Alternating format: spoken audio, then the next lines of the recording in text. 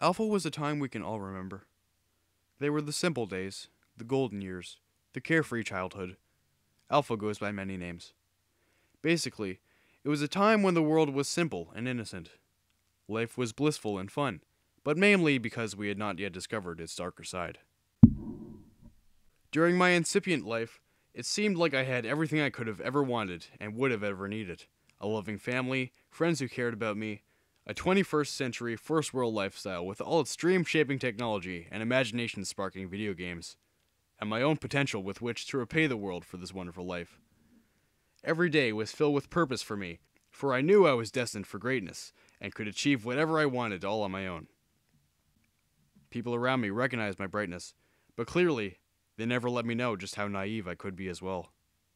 Looking back, my main downfall may have been an overconfidence of sorts, or perhaps a lack of confidence in others.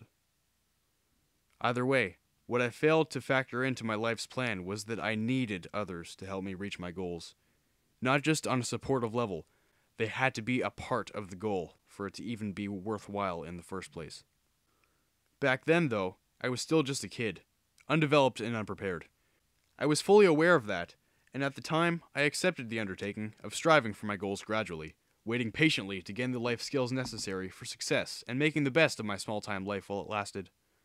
I continued to live happily, to learn and prepare for the real world, and to maintain the philosophy that the only thing that was important in a child's life was to live in the moment and enjoy it.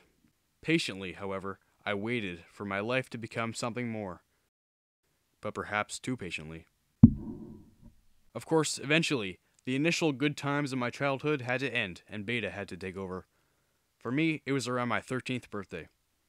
I had realized before that life was constantly unfolding before me, constantly offering more wisdom and enlightenment, and constantly demanding more of me. I had to keep up. It was a game of survival, and the game had only just begun. At first, I was optimistic, and tried to hold to my old ways of thinking, keeping my topmost priority of living in the moment, and believing that everything would be alright, so long as I was happy. I quickly discovered the ironic and paradoxical nature of attempting to follow the philosophy without updating it to life's newest set of rules. It was my new responsibility to find more skills and confidence than I already had, and to start thinking more about the future. Naturally, I failed the simple task, and with dire consequences. The world around me began to show me that I wasn't ready. It tried to tell me to let go of the past and play by its rules as they were presented at each new level of my life. I didn't listen. I ignored the signs as long as I could, but when it finally hit me, when I finally realized things couldn't go on like this, I was left full of doubt, fear, and regret. It finally made me admit to myself that I wasn't ready, as I knew all along, but it also made me realize something else, that I would never be ready. At the time, that was my belief. I was consumed with self-doubt as a result of my disappointment, and the subsequent depression was overwhelming. Now, I will admit, a large part of my fear was based on religion at the time. I lacked the logic that I have today, and relied on popular superstition to guide my life that was, frankly, not my style, but I didn't know it. And so, I continued on with my sporadic depression, my chronic self-doubt, and my near-suicidal fear. Life was harsh, but somehow I held on. Barely. Time marched on like clockwork, and amid my hopelessness, I found the will to search for the answer myself, rather than just to sit and wait until I had all but withered away. I slowly grew more aware of the fact that somewhere in the world there was a way out. I had always hoped for a way out, but my hope would only last so long. Now, though, it wasn't just hope. It was resolve. I decided to work toward the elusive answer myself, to regain my happiness and return to my peaceful world where all that was needed to survive was love, even if that love had to be provided by myself. I picked myself up and set out to find my purpose. By then, I was 15. I understood life's rules a little better. I had a good idea of what had to be done, but I was still afraid and doubtful of my own ability. Nevertheless, I set out with my good friend Trevor and began my Let's Play channel with Super Mario All-Stars. Boy, what a flop of an LP that was, along with the 4 others that followed. But I didn't give up.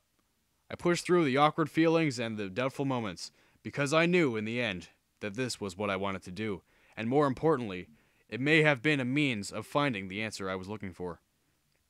I still needed to improve my skills and confidence, so I tried to use self-discipline and focus to achieve my goal, which of course wasn't working out.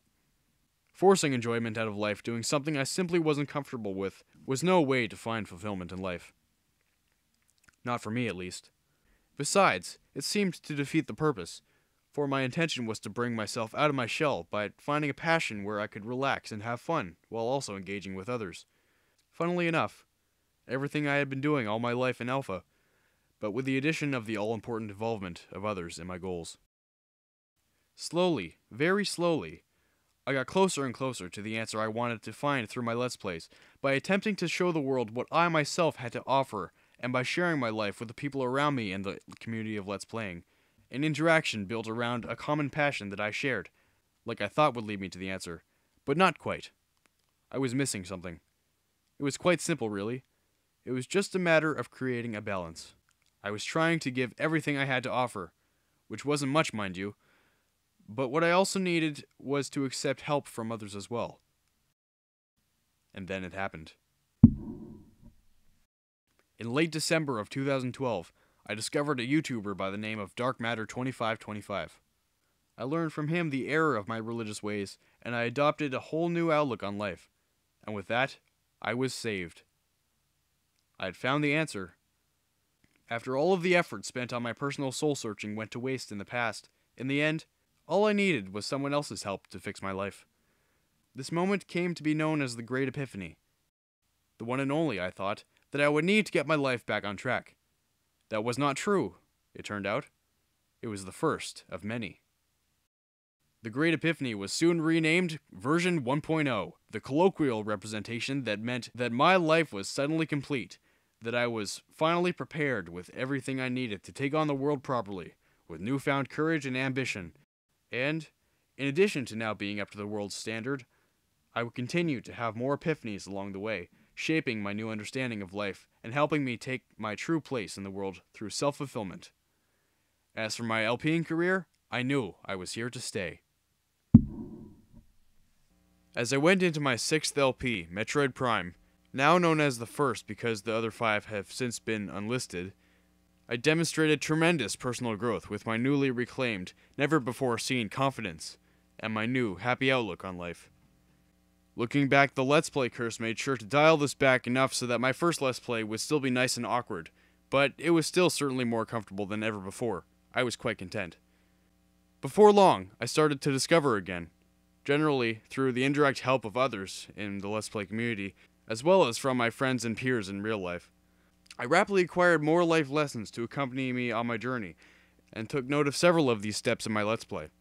I made note of such things as accepting oneself for who they are, and using one's uniqueness to bring happiness to others, in turn to oneself, rather than trying to be someone else to find fulfillment and originality. I learned about balance between introverted and extroverted interaction, and balance between left-brained and right-brained outlooks. I learned not to be afraid of failure, not to be afraid of the past, not to be afraid of judgment by others.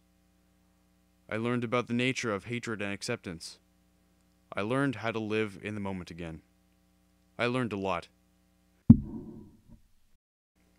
2.0 was a brief and impromptu milestone marking the solidification of everything I had learned up to that point. I took that opportunity to reflect upon my journey since 1.0 and how much I had grown, even in that short time, expressing my happiness and gratitude at finding my true calling through the help of those around me. The timing of declaring 2.0 having been reached during my Let's Play proved to be effective and memorable, and I felt it was a nice tribute to the game around which revolved the humble beginnings of my journey, which will surely continue long into my life beyond this moment right now in which I speak. 2.0 really made me glad I started Let's Playing, and although it wasn't perfect, Let's Play Metroid Prime was a great start to my journey, thanks to those around me who brought me courage. Then came 3.0, right around the end of my first LP. This one brought with it another grand epiphany, and it came in the form of a motivational speaker who visited my school one day. While the lesson itself may not have been any more important than everything I learned up until then, this epiphany gave me a giant push toward achieving probably the one key element of my original goal: confidence and self-esteem. However, along with this, I learned about something that turned out to be even more important: the esteem of others. I learned that I could kill two birds with one stone simply by interacting with others on my same level. Others whose situation similarities to mine I would not have recognized before this latest epiphany and its subsequent mindset change. And by engaging them with all the kind of attention that made up what I strived for: respect, collaboration, even amity, and, of course, fulfillment. By giving them confidence and fulfillment, I myself would feel fulfilled and confident, and, in turn, they would help me in an equal and mutual manner. Today, I am still but a humble fledgling LPer with only a small group of followers and listeners, now only on his second real LP. Yet, in the short time since I began, I have grown to appreciate the little things, because they could always become something more in the end. After all, looking back at where I began, if someone like me can even get this far, such dream chasing should be possible for anyone willing to try. What I've learned and experienced until now, I wouldn't trade for the world. I thank those who have helped me along the way. I look forward to the lives I may touch and the individuals who may need my help in the future, as I have needed your help in the past. And, surely enough, as long as I continue breathing, my own journey is not yet over. That is my promise to you. Alpha was a time we can all remember. They were the simple days, the golden years, the carefree childhood. Back then, I was happy to just live in a fantasy world where happiness worked as a magical currency that paid for itself. In the end, it turns out that real life is not that different. That is, if you make it what you want it to be. Your fulfillment can be achieved in many ways, but when it gets right down to it, it depends on what you want, really. Your choices make up your life, and your life makes up you. And that's all there is to it.